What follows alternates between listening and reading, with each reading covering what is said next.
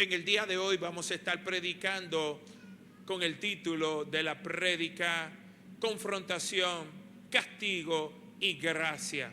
Estaremos dentro de la serie de mensajes que hemos comenzado en Génesis 3.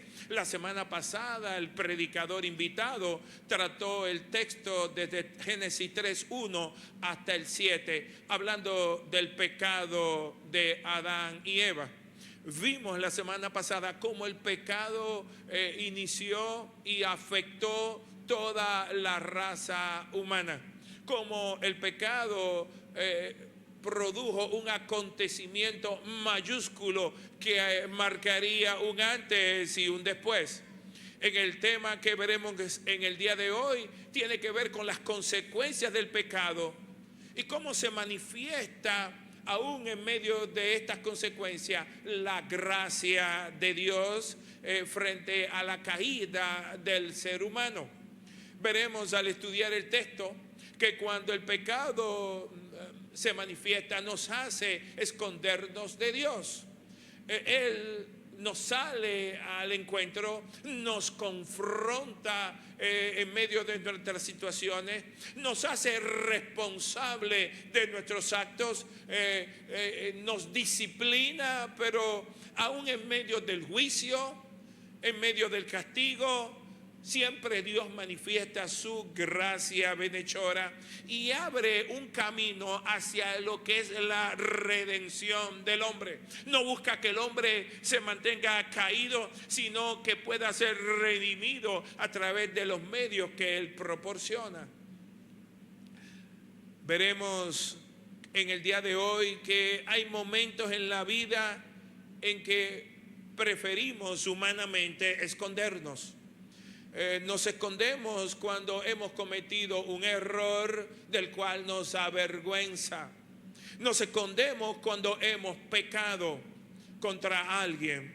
Nos escondemos cuando sabemos que tenemos que dar explicaciones o que van a exigirnos explicaciones. Adán y Eva conocían a Dios. Desde el capítulo 1 de Génesis vimos que Adán y Eva caminaron con Dios, tuvieron intimidad, tuvieron comunión con el Dios creador. Habían disfrutado de su presencia, habían disfrutado de la provisión abundante dada por un Dios amoroso. Habían visto cómo pudieron manifestarse perfecta de nuestros primeros padres con el Dios creador. Pero algo había acontecido, algo había cambiado todo el panorama. Habían desobedecido a Dios, al mandato, a las instrucciones del Dios que dijo: pueden tocar todo menos este árbol específico. Y ahora, cuando escucharon la voz de Dios en el huerto, salen corriendo. En lugar de correr hacia Él, huyen, salen corriendo a esconderse de Dios. Génesis 3 nos presenta una de las escenas más importantes de toda la Biblia. La entrada del pecado en el mundo y las consecuencias que han afectado toda el ser humano y la creación. Pero hay algo maravilloso en este pasaje. Encontraremos que Dios no abandona al ser humano después de su pecado. Dios viene siempre a buscarlo. En Génesis capítulo 3, desde el versículo 8 en adelante, que estaremos viendo en el día de hoy, encontraremos reflejada en el texto estas tres expresiones: confrontación de parte de Dios, impartición de juicio y castigo, pero también abundante gracia para el pecador. Dios confronta el pecado, Dios establece consecuencias, pero también Dios manifiesta su gracia. Y esta historia no solamente habla de Adán y Eva, nuestros primeros padres.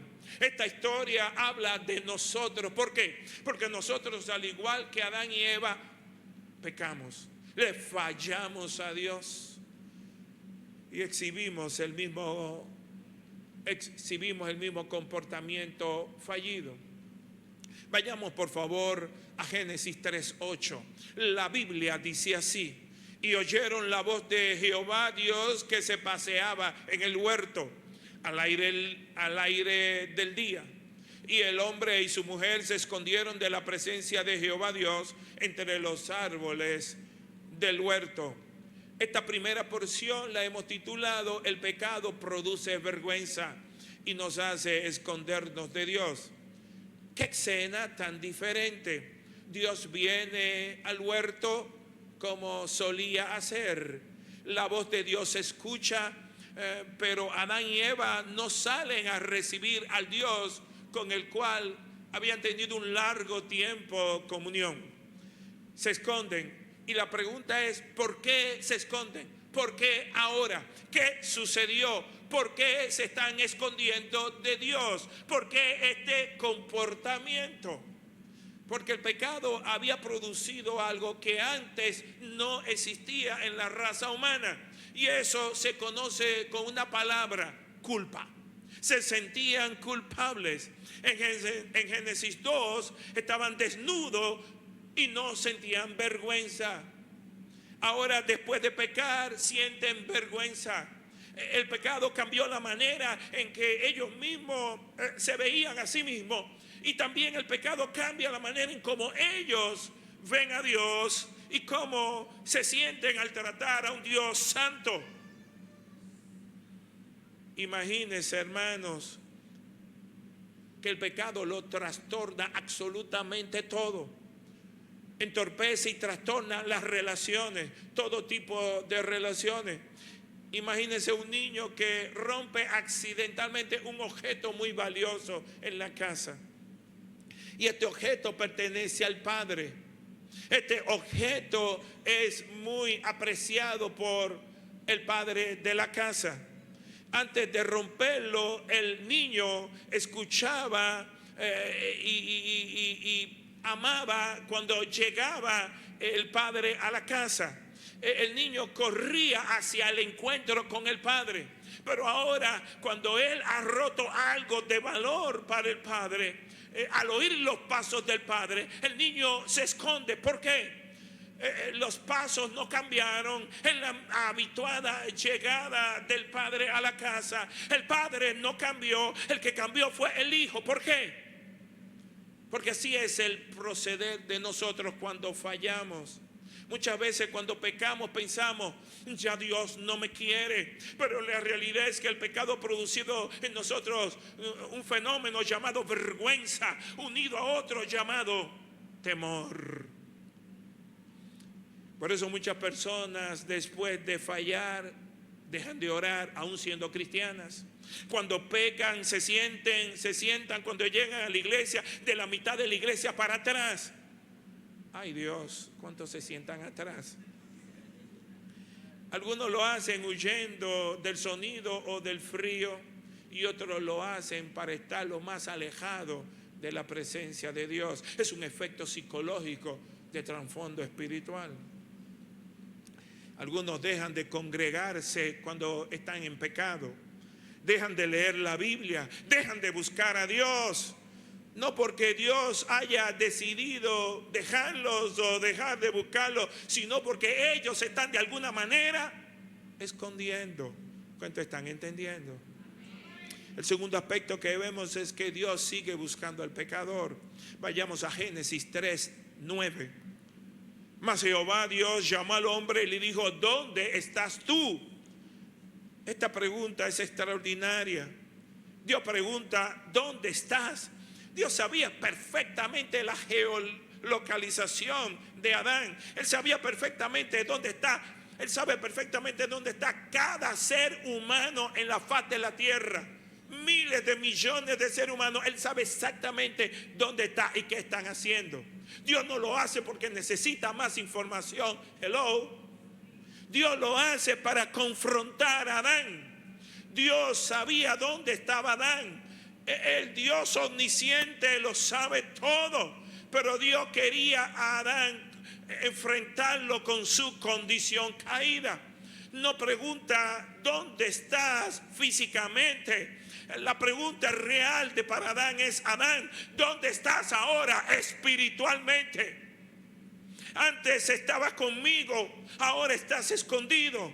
Antes caminaba conmigo, ahora tienes miedo. Antes disfrutaba mi presencia, ahora huyes de ella. ¿Alguien está entendiendo la condición de Adán? Hay momentos en los que necesitamos hacernos la misma pregunta, tú y yo. ¿Dónde estoy yo espiritualmente? ¿Dónde estoy en mi relación con Dios? ¿Estoy orando? ¿Estoy buscando la palabra de Dios con anhelo, con devoción? ¿Estoy obedeciendo? Aleluya. ¿Estoy caminando en santidad? ¿Estoy sirviendo en algún ministerio? No porque me estén empujando, sino que lo hago porque mi amor y relación con Dios me impulsa a hacerlo con total entrega. Aleluya. Estoy sirviendo a Dios con la actitud correcta.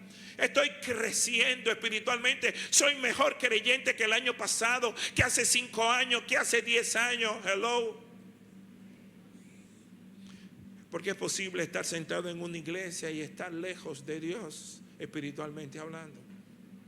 Es posible saberse los himnos y cánticos y alabanzas y tener un corazón distante de Dios, un corazón frío, un corazón que solo saca a Dios a pasear los domingos y lo vuelve a encerrar al llegar a la casa y no lo vuelve a abrir hasta el próximo domingo. Es posible conocer versículos completos de la Biblia y no vivirlos. La pregunta sigue siendo, ¿dónde estás tú? ¿Dónde estoy yo? El tercer aspecto que sale, que emerge del texto es el pecado nos lleva a justificarnos en lugar de arrepentirnos. Somos especialistas en justificación, justificando lo injustificable. Génesis 3:10 dice así. Adán responde frente a la pregunta de Dios. Oí tu voz en el huerto y tuve miedo, porque estaba desnudo y me escondí. Adán reconoce algo que era nuevo para él. Aprendió algo, detectó algo llamado miedo. Pero cuando Dios comienza a confrontarle, aparece otro problema. Génesis 3, versículo 11 al 12. Dios pregunta, y dice así el texto, y Dios le dijo, ¿quién te enseñó que estabas desnudo? ¿Has comido del árbol del que yo te mandé no comieses? Y el hombre respondió, la mujer que me diste por compañera me dio del árbol y yo comí. Oye bien lo que está respondiendo Adán. La mujer que me diste por compañera, ella, esa abusadora, esa perversa, esa mujer pérfida, impostora de caricia. Observe algo, Adán no es responsable diciendo yo pequé, mi Dios, yo pequé contra ti, contra el cielo. No, le echa la culpa a la mujer. La mujer que tú me diste, esa Jabá, esa. Ahora el hombre está culpando a Eva. Y de manera indirecta está culpando a Dios. ¿Por qué? Porque no dice la mujer, sino la mujer que tú me diste. Oye bien, fuiste tú que me metiste en eso. Yo no estaba pensando en mujer y un día tú me dormiste, me sacaste una costilla y voilà, me enseñaste esa mujer. Al final, ¿a quién está echándole la culpa? Él no es responsable como tú ni yo somos muchas veces responsables admitiendo, sino que buscamos excusas. Somos evasivos.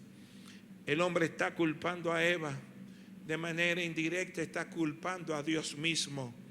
Señor, si tú no me, queriendo decir, Señor, si tú no me hubieras dado esa mujer, qué terrible es el hombre. Pero después Eva hace lo mismo. Porque Dios tiene un trato individual con Adán y luego un trato individual con Eva. Porque la salvación es individual. Y le hace una pregunta específica a Adán y luego le hace una pregunta específica a Eva. Vayamos a Génesis 3:13. Entonces Jehová dijo a la mujer: ¿qué es lo que has hecho? Y dijo a la mujer: la serpiente me engañó y comí. Adán culpa a Eva y Eva culpa a la serpiente. O sea, en este asunto nadie es responsable, carece de responsabilidad. Todo el mundo es culpable menos uno mismo. Se parece como a nosotros. Nadie quiere asumir su responsabilidad. Una vez un niño estaba jugando con otro y rompieron la ventana. Y cuando se le preguntó a los niños, dijeron: no, yo no fui, fue él. Yo solamente estaba jugando, él me empujó. El problema no era que la ventana estaba rota. El problema es que nadie quiere decir: yo lo hice.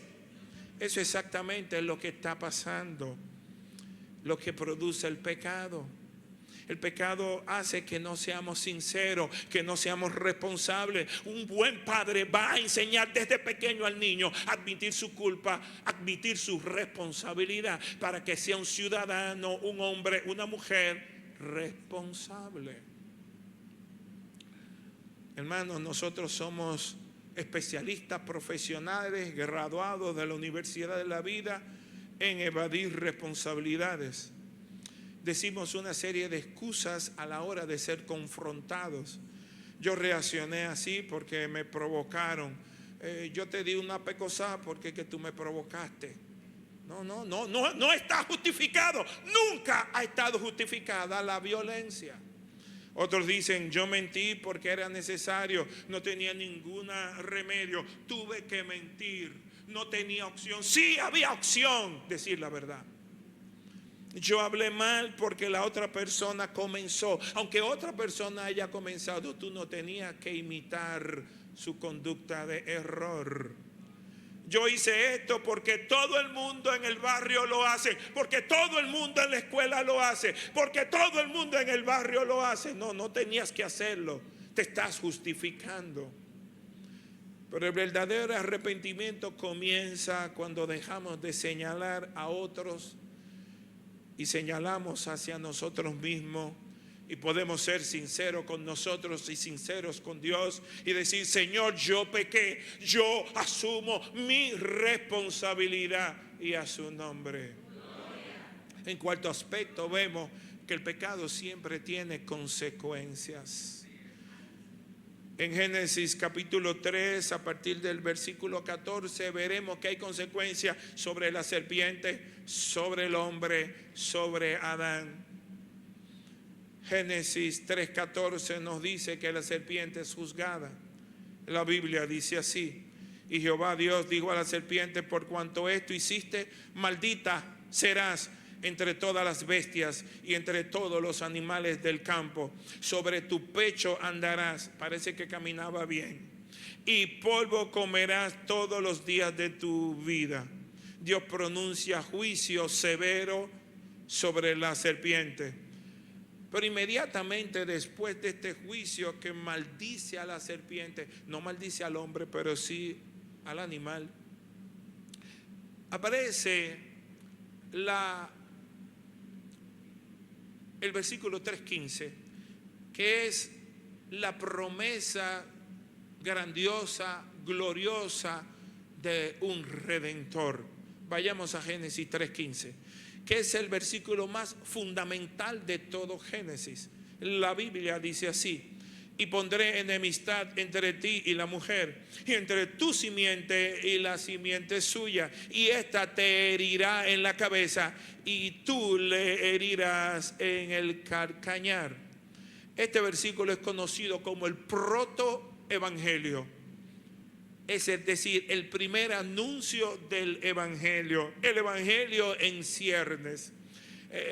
Hermanos, desde el principio de la Biblia, Dios quiere establecer una promesa de redención al hombre que acababa de cometer pecado. La serpiente heriría en el calcañar, y una lesión en el calcañar es dolorosa, es molestosa, es limitante, pero no mata. Pero la simiente de la mujer, es decir, alguien nacido de una mujer llegaría en el tiempo profético a darle en la cabeza a la serpiente antigua.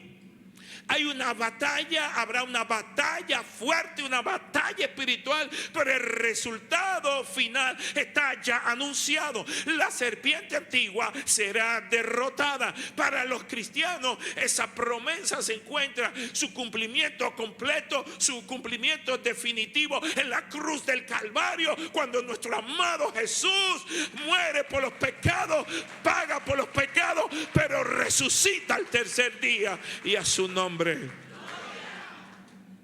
Hermanos, en sexto lugar, vemos que el pecado afectó no solo las relaciones, sino la vida familiar. Génesis 3:16.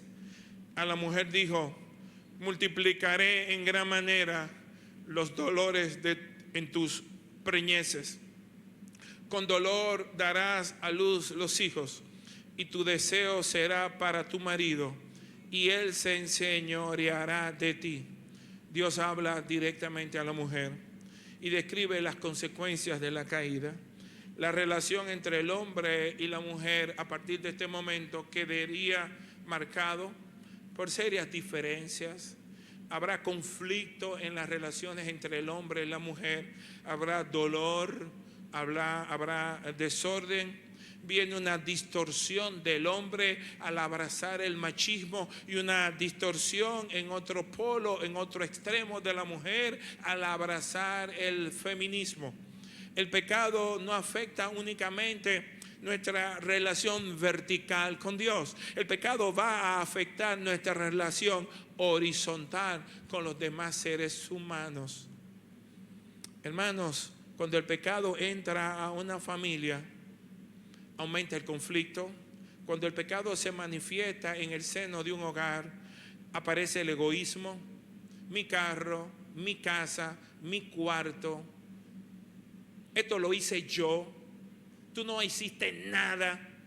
Esto es mío. Esto me lo gané yo. Expresiones de egoísmo.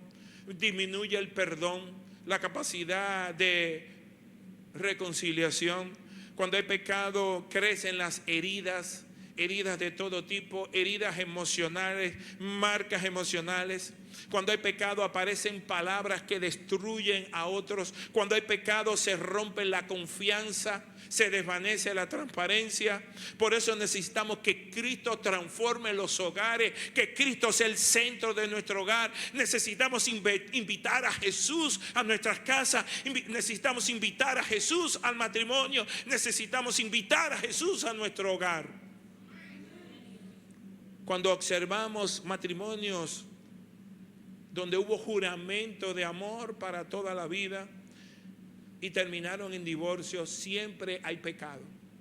Mucha gente piensa que hay pecado de infidelidad. No. Pecado que tiene que ver con lo que he hablado, de conflicto, de egoísmo, de falta de respeto, de dolor, de rencilla, de heridas. Y toda esa combinación trae una ruptura. ¿Por qué? Porque de alguna manera comenzamos a ver los defectos de nuestro cónyuge y desviamos la mirada hacia allá y no del centro, que es Cristo. En séptimo lugar, el pecado convirtió el trabajo en una experiencia dolorosa. Génesis capítulo 3, versículos 17 al 19. Y al hombre dijo: por cuanto obedeciste a la voz de tu mujer y comiste del árbol de que te mandé, diciendo: no comerás de él, maldita será la tierra por tu causa. Con dolor comerás de ella todos los días de tu vida. Espinos y cardos te producirá, y comerás plantas del campo. Dios le dice a Adán que la tierra será maldita por causa del pecado que él cometió. La tierra antes del pecado era bendita, le daba fruto gratuitamente. El trabajo no inició después del pecado, ya el trabajo era preexistente. Ya desde Génesis 2 se le había encomendado al hombre señorear, regentear, administrar todo lo creado. Sin embargo, ahora se introduce no el trabajo, sino el trabajo forzado. Es una tierra que se va en algunos momentos a resistir a dar fruto y hay que trabajarla. El trabajo no es consecuencia del pecado, pero el hombre fue llamado a sojuzgar y trabajar la tierra. Fue el mandato cultural. ¿Y qué cambió? Lo que cambió fue que ahora el trabajo sería acompañado de ¿qué? De sudor, de cansancio, de frustración, porque tú siembras esperando 100 y nada más produces 30, de obstáculos en el camino, lluvias, terremotos, tempestades, huracanes, y se añadirá a todo esto dolor. La tierra ya no va a responder fácilmente como el hombre ha deseado. Hermano, hay una gran diferencia entre trabajar en un jardín perfecto, que tú tiras la semilla y se crecen solas, a un terreno que tienes que trabajar porque es un terreno muy espinoso, un terreno muy dificultoso, un terreno muy con muchas piedras, con muchos obstáculos, y el hombre va a comenzar a ver fruto del pecado introducido en el mundo: cansancio, frustraciones, enfermedades, dolor y pérdidas. Hay dificultades económicas, hay conflictos, hay lágrimas, todo producto del pecado. En octavo lugar vemos un elemento muy importante. Como consecuencia del pecado se introdujo la muerte física. Génesis 3:19 dice: con el sudor de tu rostro comerás el pan hasta que vuelvas a la tierra. ¿Por qué? Porque de ella fuiste tomado, pues polvo eres y al polvo volverás. Hermano, esta expresión "al polvo volverás" es una sentencia de parte de Dios. Dios está advirtiendo, Él le advirtió claramente al hombre: el día que comieres del árbol prohibido, ciertamente morirás. Y usted dirá: pero ellos no murieron, murieron espiritualmente y también marcaron su fin en la tierra. No iban a estar eternamente en la tierra. Aparece la realidad de la muerte. La muerte física entró en la experiencia humana. Iban a tener algo que antes no tenía, algo que tú y yo tenemos, y es que entendimiento de que somos finitos, entender que un día vamos a partir de esta tierra, un día vamos a morir. El problema más profundo no es solo la muerte física para Adán y Eva, sino la muerte espiritual, la separación de Dios. Esa muerte espiritual que solo se viene a resolver cuando venimos a Cristo en arrepentimiento y fe. Romanos capítulo 6 versículo 23 dice: porque la paga del pecado es muerte. El pecado lo que paga es con muerte, muerte física y muerte espiritual. Pero más la dádiva de Dios, el regalo de Dios, es vida eterna en Cristo Jesús, Señor nuestro.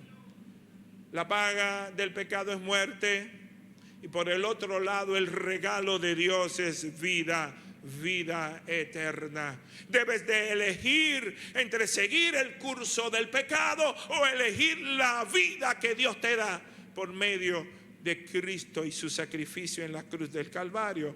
El pecado siempre promete placer, pero siempre también produce muerte. Cristo ofrece vida a todo aquel que crea en Él y en su sacrificio. En noveno lugar, aún después del pecado, Dios muestra misericordia. Digan conmigo: viene la gracia.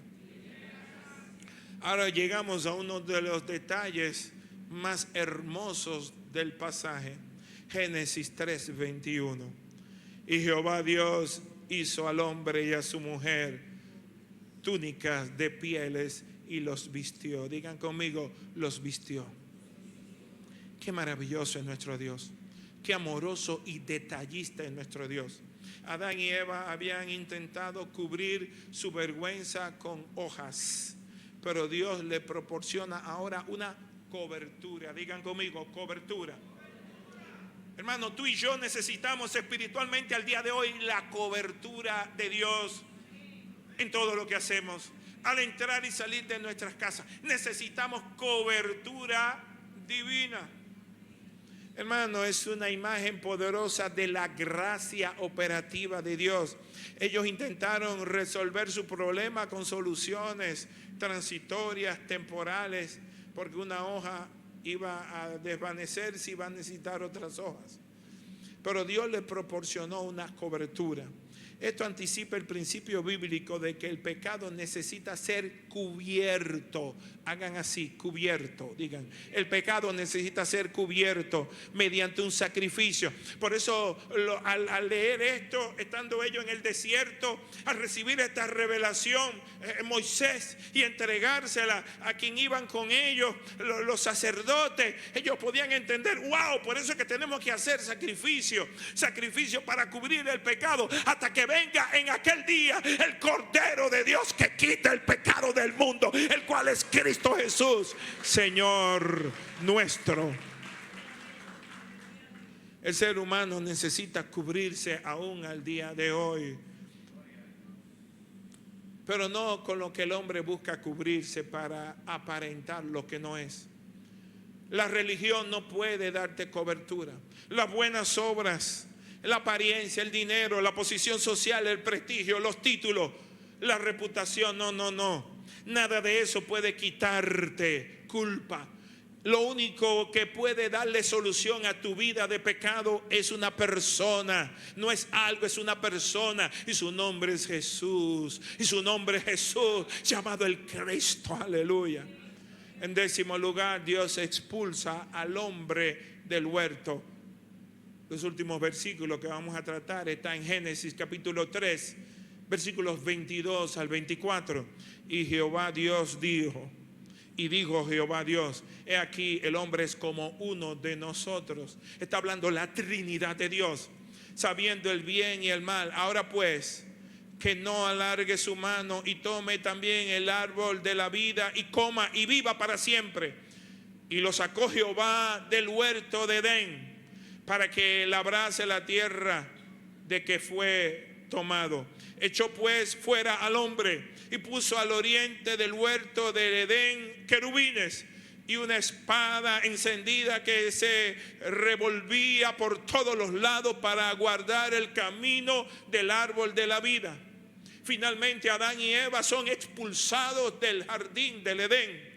Esto parece una tragedia, y lo es, pero también es un elemento de gracia, de favor, de misericordia. ¿Por qué, pastor? Explíquemelo, pastor. Porque Dios evita que el ser humano permanezca eternamente en su pecado. ¿Por qué? Porque si hubiera tenido acceso a comer del árbol de la vida, entonces estuvieran hasta el día de hoy Adán y Eva vivos, pero pecadores. ¿Alguien está entendiendo? La expulsión demuestra que Dios toma muy en serio el pecado de cualquiera de nosotros.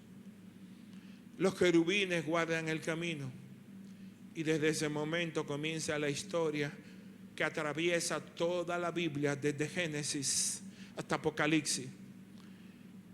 Y la gran pregunta desde Génesis hasta Apocalipsis es: ¿cómo volverá el hombre a la presencia de Dios? ¿Cómo volverá el hombre a entornar, a retomar el camino hacia la presencia de Dios? Pastor, ¿cómo puede lograrse esto? Es interesante que la Biblia no se quede en Génesis 3. La Biblia termina en Génesis 22. Y esto es extraordinario. Génesis comienza con un jardín. La humanidad pierde el acceso a la presencia de Dios, pero la Biblia termina mostrándonos lo que dice Apocalipsis 21 y 22. Y allí en Apocalipsis encontramos presencia de Dios al final. Encontramos ausencia de muerte, ausencia de enfermedad, ausencia de dolor, ausencia de maldición, ausencia de todo tipo de escasez. Vemos en Apocalipsis ríos de agua viva que esperan al creyente. Vemos un árbol de la vida que va a tener acceso el creyente. Vemos comunión perfecta con Dios que va a tener acceso plenamente todo creyente en Cristo. Lo que se perdió en Génesis 3 va a ser restaurado en los tiempos postreros. En Génesis 3 el hombre es expulsado de la presencia de Dios. En Apocalipsis 22 los redimidos están nuevamente en la presencia de Dios. En Génesis 3 hay muerte. En Apocalipsis dice que no habrá muerte. En Génesis 3 entra la maldición. Pero en Apocalipsis nos dice no habrá maldición. En Génesis 3 se pierde el acceso al árbol de la vida para tener vida eterna. En Apocalipsis 22 nos dice que el árbol de la vida vuelve a aparecer y tendremos acceso pleno a él. La Biblia comienza con un jardín y termina con la Nueva Jerusalén, que es una ciudad jardín. Y en el centro de toda la historia de la redención está Jesucristo, autor y consumador de nuestra fe. Su hermosa presencia es la obra misma de la redención del hombre, para que el hombre pueda entender el camino de cómo volver al Padre. 5 grandes lecciones salen de lo que hemos aprendido en el día de hoy. Lo primero es que el pecado siempre produce separación.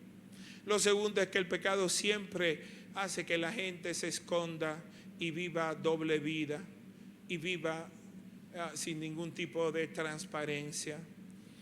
En tercer lugar, las excusas nunca te van a producir restauración. Deja de justificarte y comienza a confesar.